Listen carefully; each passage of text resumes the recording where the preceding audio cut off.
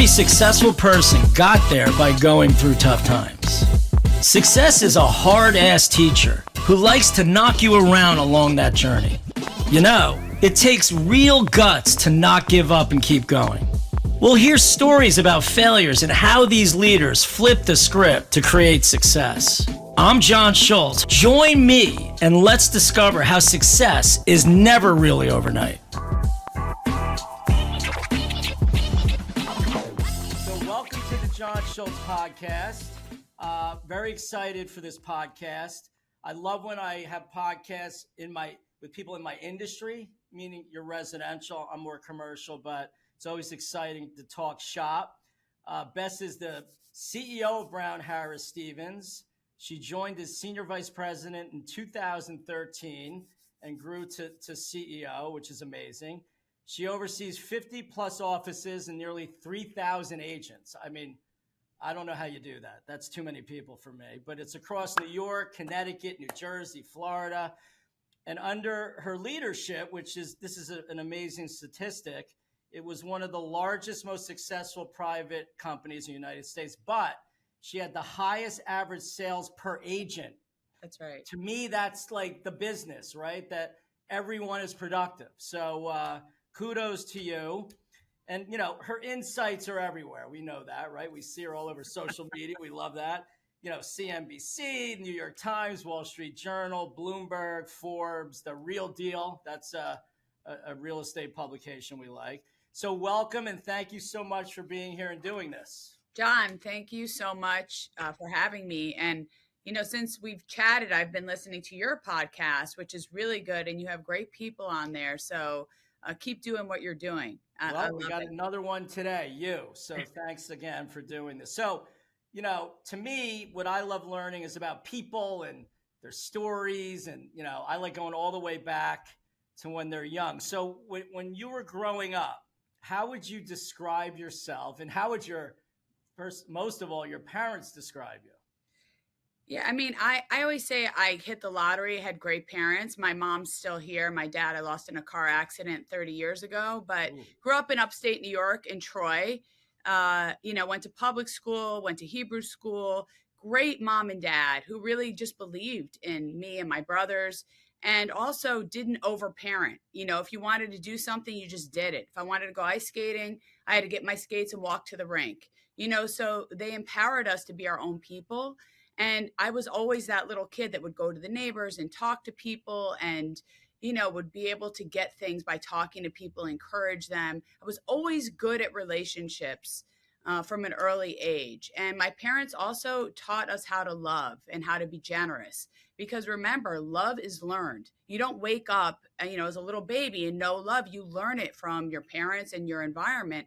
And my parents walked that walk by picking up hitchhikers and buying them train, you know, tickets to wherever they had to go and feeding people and all that stuff. They led by example. So I was really fortunate in that area. I don't know today if I could pick up a hitchhiker. Maybe like it's a different world today, John. You know, we can't do a lot of things. My parents, you know, listen, we never locked the doors. We had play dates. My parents were never watching who we played with. We just went out in the neighborhood. We played. We came home for dinner.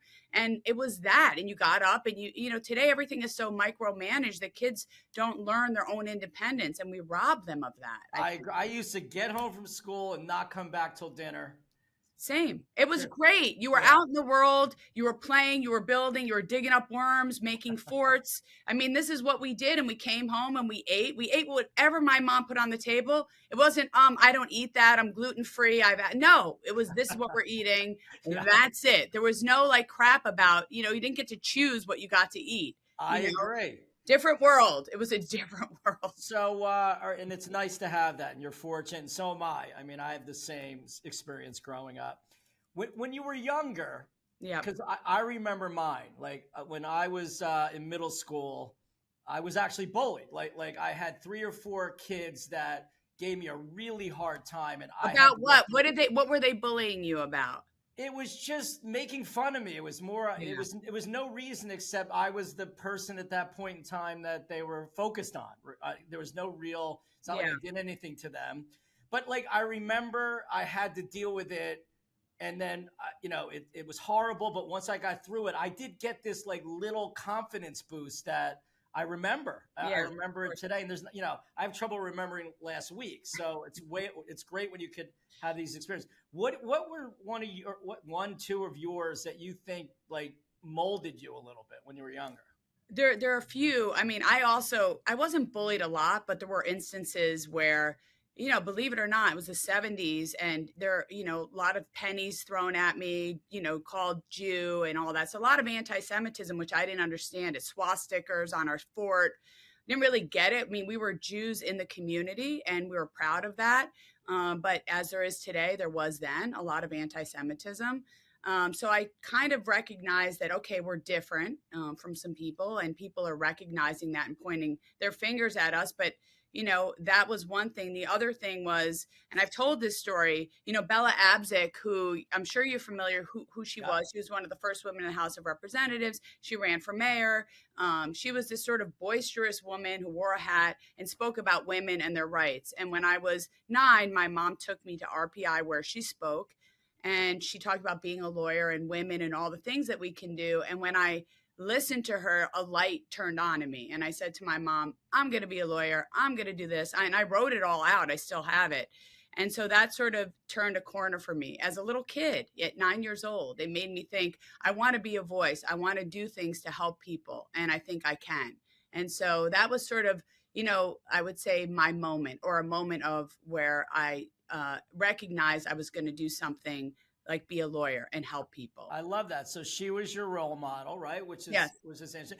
And isn't it amazing how we get role models from the controversies that we of feel? course. Like Well, mine's like Rocky and Rudy, because like I really did feel like an underdog. I still do. I feel like an underdog me my too. entire life. So Yeah. I gravitated towards them, and they gave me the strength in the movies to actually Of do a course, lot of the things. underdog is always, the unsung hero, the one that comes from tougher circumstances, Yeah. who doesn't have everything, who's like scrappy and gritty. Like we kind of gravitate towards that. You do, I do, because you work a little bit harder. You don't have all those sort of comforts that other people might have growing up. And so it builds a stronger you. It's almost like a gift. At the time, you don't feel it as you're living through it, but it's a gift to have to fight for everything. I feel if people would realize that it is the gift, and It like is. first of all, you get through it. It still hurts, but you at least there's a good outcome in theory when you're done. You Well, know? John, you have kids, right? You have Yes. children. So imagine if you just give them everything they want, and protect them from ever having to feel or fight for things. When they become adults, how are they going to function in the world or deal or do things? So today's world, almost a lot of the parenting, and it's not criticism, I see it in myself a little bit too. We rob our kids of what we had. We protect them too much because we don't want this to happen or that. It's good for them to struggle, even though it's hard for us as parents to do it. But part of love is letting them learn and Let it figure it go. out, Let it right? go. All right, I totally agree. All right, so here you are, this little 9-year-old wanting to be a lawyer. That's wild. I wanted to be in entertainment. Like I actually wanted to be Rocky, and I wanted to be in a movie. But so now I have a podcast. So maybe that's my There you go. entertainment that I'm getting. So okay, you went through high school. I guess you went to college, obviously, And and law school. I went to college. I went to law school. I was a prosecutor for a few years and had a great mentor who I'm still great friends with. His name is Danny Barnett, who was my boss.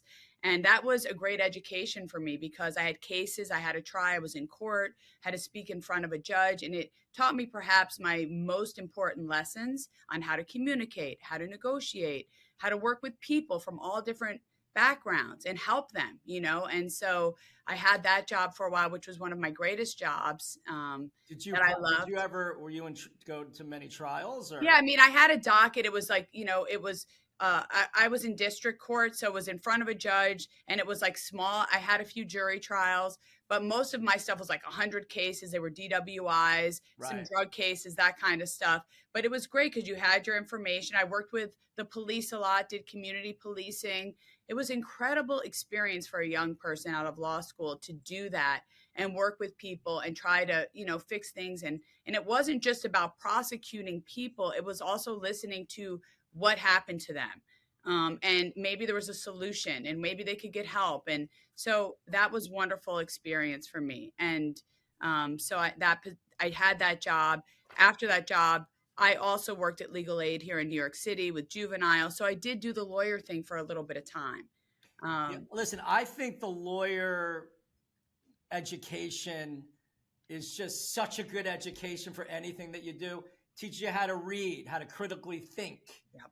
how to express yourself in words, which is very important, and also in speech. So I think it's no matter what, I think it's an additive to whatever you're going to do, I agree. It's a big, right? and it can, exactly, helping you to think a little bit, critical thinking, which we are so lacking today. A lot of groupthink going on, Oh which yeah. is okay, but it can be harmful. Well, it's hard to think and say when you're worried that someone's going to like take you out, right? So Right. it's scary time when it comes to all this, right? Hopefully, it's going to change for the better. All right, so the lawyer thing's going well. How did this real estate thing happen, right? Because it sort of Yeah. doesn't match really No, at it all. absolutely does not match. And I was working at legal aid, expecting my daughter, who is now 21 at Berkeley School of Music. She's Nice. finishing up there. And so I came home with this little baby and was supposed to go back to work as a lawyer. And, I had some hesitation about it. I was on maternity leave, and a friend of mine suggested, I was at my mom's knitting store on the Upper East Side, and she suggested that maybe I should get into real estate, that I'm a lawyer, I could dress the part, I seem smart, articulate, have all the things that you need. And so I said, you know what, I'm going to take a chance. I can make my own hours. And I got into it. I worked at Corcoran with Pam, Yep. who I know was on this podcast, who Yep. is a friend and was a mentor to me in my career. So I worked at Corcoran as an agent. I loved it. It was entrepreneurial, and a lot of my skills as a lawyer I used as an agent. Being on time, listening to listening, which we need to do more of, taking care of people, putting the client's interest first. So I did really well. And then I got asked to get into management at Corcoran, which I did. And my career sort of took off after I did that. And then Brown Harris Stevens, I've been here 11 years. They asked me to come in as like the number 2 person working with Hall. And I did, and sort of just put my head down and went to work and loved it, and love everything that And I do. what's your favorite part about it, right? Because like it's like being in real estate, you have to be able to convert beliefs, right? I hate the word sales, but it's Yeah. out there. What was your favorite part in like the business when you were younger and getting through it? I mean, I love the negotiating portion of it. I love helping people to do that and working with people. I mean, because I always say it's not a real estate business, a relationship business. What we do at the highest level is manage relationships with each other, with the agents, and with the clients, and taking care of people. And we have a crap image right now as real estate professionals in the residential arena because of the reality shows that continue to come out, Selling Sunset, $1 Million Listing, all of those things portray us as these sort of heartless people who just want to make money at any cost and don't care about the client. And it just does a disservice to what we do, John, because if you watch what agents do all day, you would fall asleep. It is not intriguing. Right. They're looking at floor plans, they're getting photos done, they're on the phone all the time. It's hard work, and it's 7 days a week. And what the TV shows you is just not what we do. And so the consumer has sort of this, confusion about it. And I would love to sort of fix that. I just say show up, be a professional, do the job really well, and that helps. But there's still this misconception out there. No, I know it's show. Like I'm from Jersey, right? The Jersey Shore show. They're not even from Jersey yet. Everyone had a depiction of what Well, the and people have that in their mind, and we right. know, it's like when The Sopranos came out, and people were like Italian. People were very upset because they felt it portrayed Italians in a poor light, which it did. But obviously, that's just a small segment, and it's there's some truth, there's some not, and the same thing with real estate professionals. These shows, if you want to get people to watch, it's got to be edgy. It's got to have women with their boobs out in short skirts with overdone makeup and guys, doing all. If it doesn't have that, people aren't going to watch it. It's like the housewives shows. Right. They're not going to watch it unless they're yelling at each other and unless they're, doing things that are like, you're like, you can't believe it. So that's the good thing now. Yeah. And because we're going to have that, it's not going to go away. They want to sensationalize everything. That's right. That's what sells ads and all the stuff that we do. But we look at us. We're on a podcast. Like all the documentaries now they're doing in sports that you get to know the players for who they are. They're not just this thing that's out there. I think we can take it back by doing things like this and actually, thank God we're afforded those channels today. I agree with you completely. I think it's really important. And I'm grateful that you do these because you're educating the community, which is so important. But the other challenge we have, and it's just prevalent right now, social media, which, recently the actress, I don't know if you saw this, Julia Roberts, there was a post of she and her niece playing cards. I saw that. Yeah. And she posted and she said, look, I'm Julia Roberts. I'm in my 50s. I know who I am. She's a celebrity. She's beautiful. And people made these mean comments about how she looked. And she said, and it really hurt me. So what chance does a 15-year-old kid have who's on social media? It's just that's damaging, in particular for women. And back to the real estate thing, to tie it in, is that I want young women to want to get into real estate. It's a great profession. I love what I do. And you can be smart and attractive and do all these things without over sexualizing yourself. And that's what worries me about these shows, because they portray us in not a good light. I want them to see their brain. I want, you're smart. You can do so much. It's not just your looks.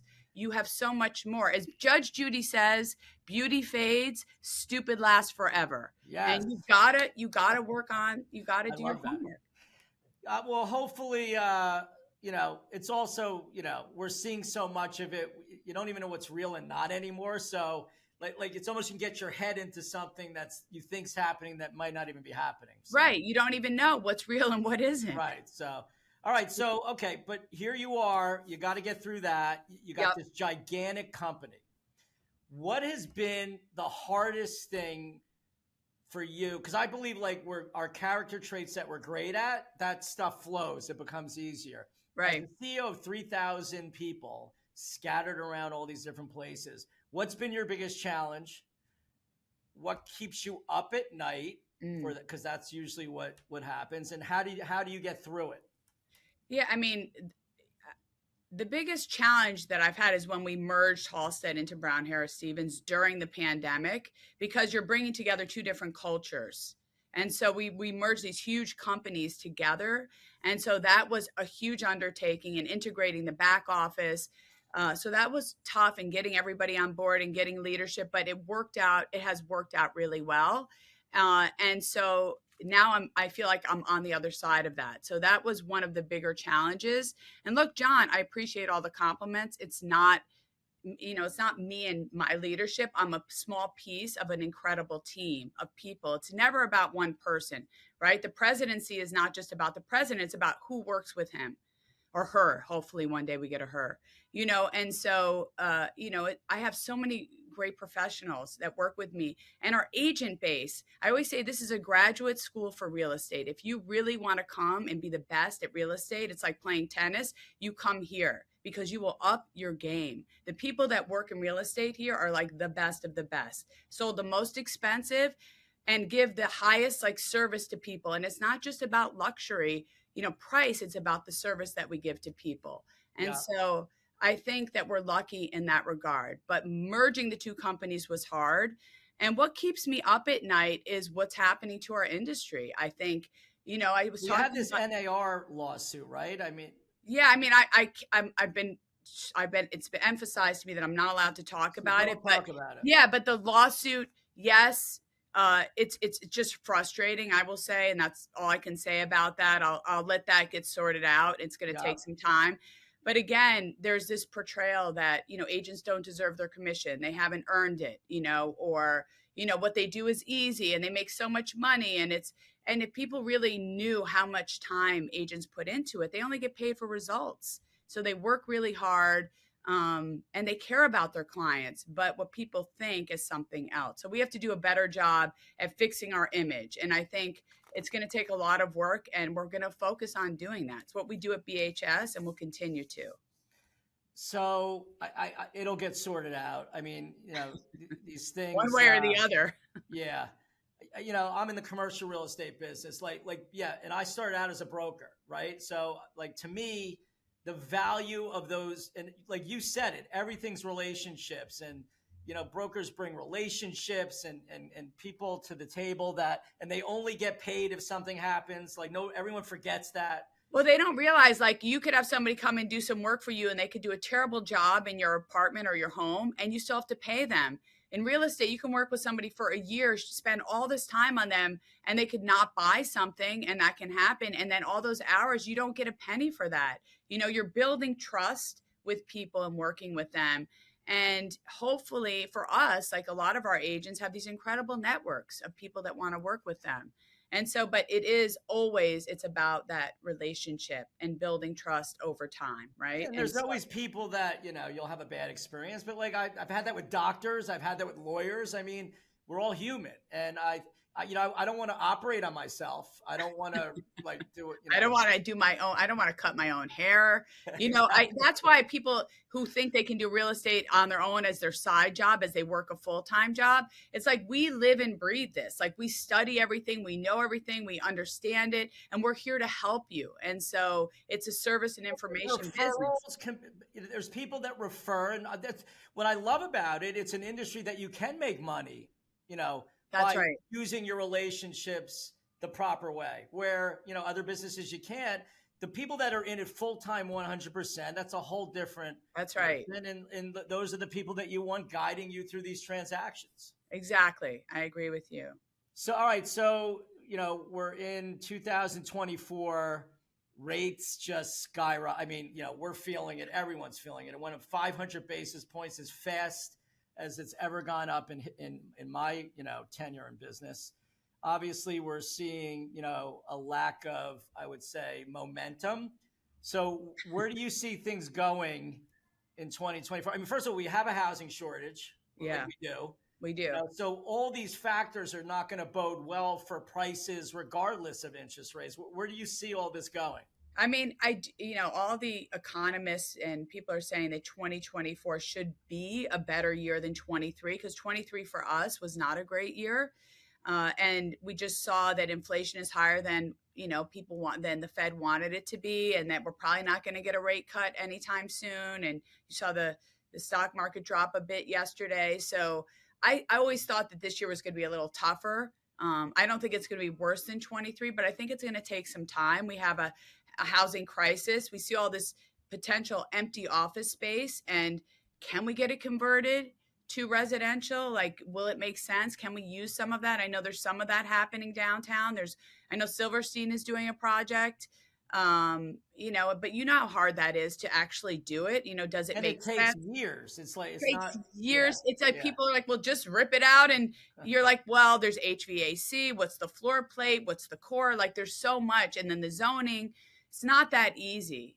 So there are a lot of challenges. And so I think we have good leadership. I think the governor and mayor support housing in our community, in real estate, and are pro business. And so I think it's going to be a tough year, but I think it looks like the market is good. I mean, we're writing a lot of business, so the market is steady in that sense. And what area is it? Like mid-price? Like where's most of the business happening right now? We're seeing it I'm seeing it in the 2 million and under market, and also in the luxury market. I've seen a lot of big deals get signed recently, even of $20 million in the city. I'm talking about specifically New York City. And so it shows me that people are still spending, and people want to be in New York City, despite the narrative that you and I hear that, the city is dangerous, there's crime. We do have challenges, but it's gotten better. If you look at the stats, it's improved. Do you take the subway? I take the subway. And late at night I wouldn't, but I feel safe. I went downtown last night for a dinner. I took the 6 train downtown and it was fine. And you know what? I was standing next to a bunch of police officers on the train. I just think that the city has people want to be here. We have our challenges, but we have always been able to work through them. And I think Mayor Adams is set on getting us to the right place. Yeah, I think, first of all, I think the more crowded the subways, the better. Like, people bring security, right? I mean, the police can only see so many things and do so many things in an hour or a day. So I think the more we get people back, and it's happening. I mean, people bring people back to the office. That's the other challenge, though, John, is that the big topic is that post-pandemic people, I don't know how many people come into your office, but we're full. We're like being in real estate, like we were in from a long time ago. I mean, all of our employees are in. The agents don't come in as much as they used to. Some offices have more attendance than others, but I encourage them to come in because of office culture and like meeting with each other. And you and I both know being in a room with someone is very different than a Zoom. The connection, the human connection is essential. And so I don't know how the younger generation will be sustainable. I had someone, I like mentoring young people. I love giving back. And, this person was working at a company for 2 years and never went in. They finally had to go in and they asked me, like, I'm going to my first in-person meeting. Like, how do you act? Like I actually got the question, right? like what do I, like, how do I do this? Right. They just graduated. They were out, but they never met anyone. I feel if you're in a relationship business, which real estate is, I don't know how you learn without being around people that have done it. So that's not. So how do you get your brokers to? Are you going to start pushing for that? Well, we do. You can't. They're 1099. So the only thing you do is like we have great meetings with people who come in. Or we have a chief economist, Greg Heim, who everybody loves, and he gives good information. We encourage them to come in. Food is always helpful. We have some food, we cater, and people. Once agents start to come in, they like it. So. It's scary what you just said about, younger people not knowing, like the people that don't come into the office, are hurting themselves. Yes, it may be cozy at home, but you need to learn how to talk to people and deal with situations. You're robbing yourself of a whole future. And learn how to be uncomfortable, like asking a question where you might not know what you're asking, or no one, as you know, people like young people do not. And I'm going to get in trouble for this, but discomfort is like, nope, can't be uncomfortable. I'm too like that might trigger me. You have to be uncomfortable. I mean, not it's part of learning. Is you only learn in the tough stuff. You don't learn when it's all smooth sailing. I never learned anything when things were easy. I only learned when I'm like on the floor struggling. So we have to encourage more of that. People are going to, okay, boomer. I'm not a boomer. I'm like Gen X. So don't. I'm Gen X too. I'm at the cut line. My kids always go, all right, boomer. I'm like, okay. No one ever talks about Gen X. We're sort of the unseen. We're so cool. We're Gen X. Unseen generation. I don't know. I don't get it. I love Gen X. I mean, but hey, it's my time. All right. So in saying that, like learning how to be in a meeting and ask a question that, you're not sure how the answer is going to come back at you, or if you're asking it right, as someone, and you are a prominent figure, that is not afraid to speak out.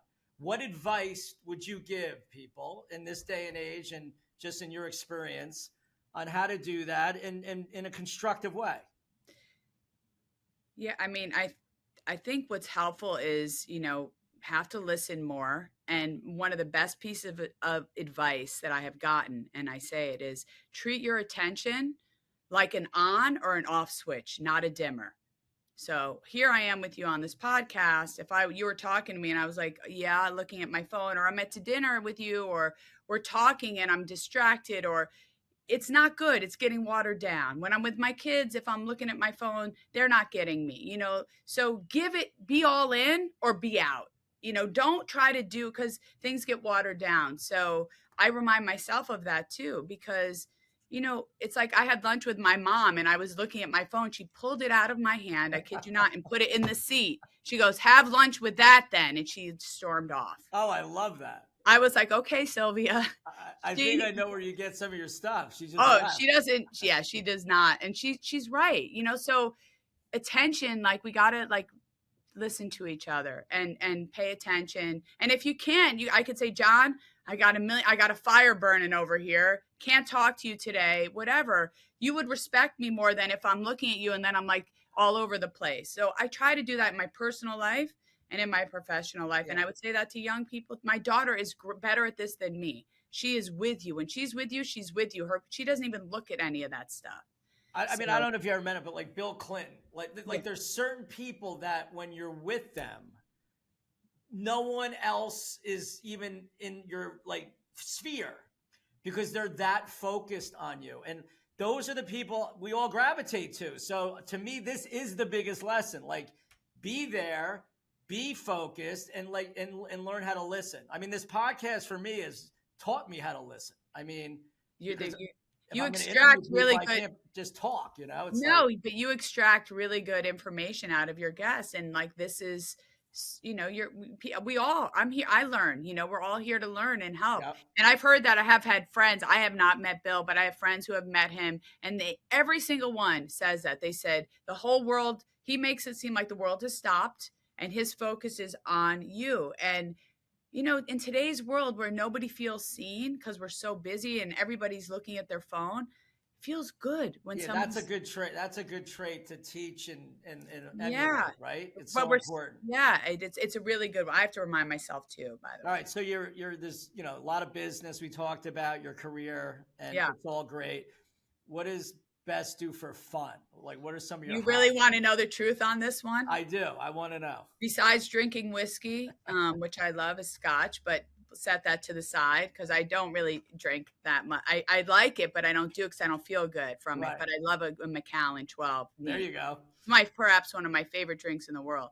But I love two things, and I'm going to sound like a nerd.